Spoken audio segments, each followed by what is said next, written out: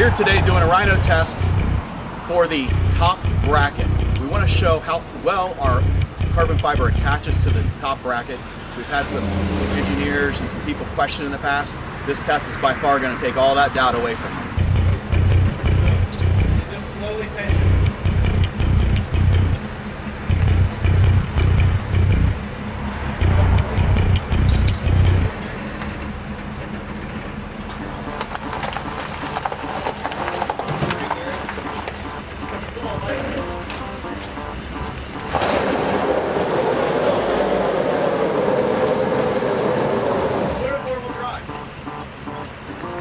Throwing in a four-wheel drive.